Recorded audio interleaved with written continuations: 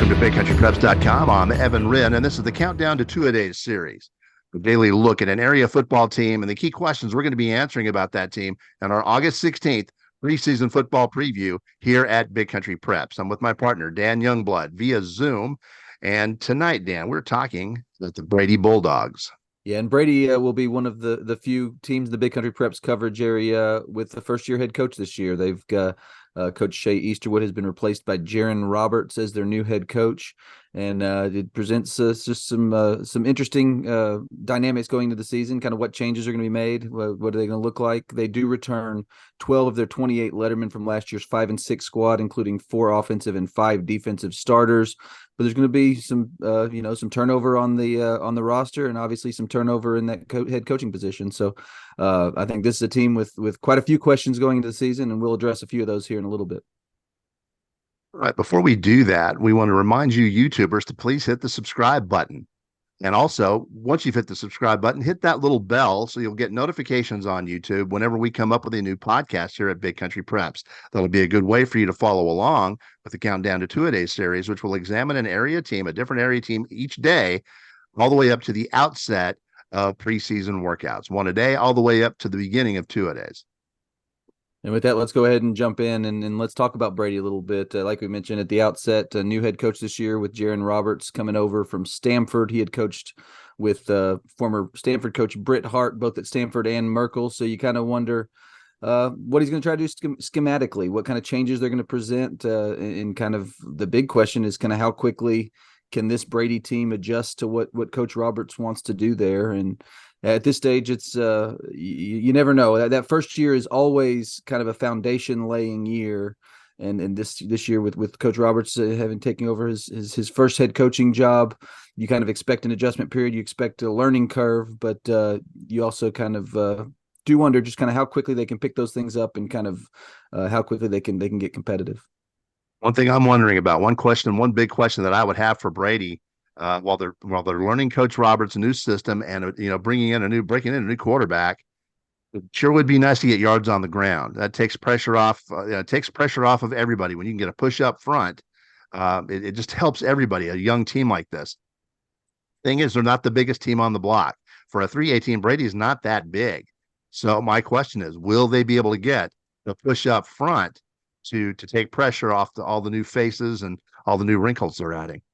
Yeah, and it's interesting because they've lost a couple of really big O-linemen the last couple of years, and this year is a little smaller than what they've been putting on the field. One big advantage will be Zeke Jones, who is just a game-breaking talent at the running back position, but I think you're right. And that kind of leads us into the last question, which is that quarterback position. They've had Hayden Baronet as that quarterback the last couple of years where you really wasn't a question. You knew he was going to be back there. You knew what he was capable of. Obviously, he's graduated, and that kind of sets up an opportunity for someone else. Johnny Minifield's a kid who's probably a candidate to take over that job. I know that the previous staff liked him in that role, but with a new staff, you kind of never know. So it'll be an interesting battle there, I'm sure, during 2 days, and we'll just have to see. But that's such an important position, and you kind of it's always a big question for any team that has graduated a starting quarterback is kind of who will take over that role and are they capable of handling the intricacies of that position for that particular scheme? All right, with that, let's jump into Brady's schedule for 2023. We'll begin in the non-district portion. It's a difficult road in non-district for Brady. They're not ducking anybody. They open right up with a very good Comanche team at home. They're at Perennial Power Mason on the road on September the 1st. They host what should be a very good Coleman team on September 8th. They travel to Dublin on September 15th, and that should be an improved Dublin team this year. And then they're at Cristobal, which is never an easy trip, on the 22nd. Open date, and then they jump into district. Yeah, tough non-district schedule, and that was kind of a hallmark of what Coach Easterwood did there, and this is kind of the remnants of that. But like you said, after that open date, they opened district with a home game against San Angelo TLCA before traveling to Early on October 13th.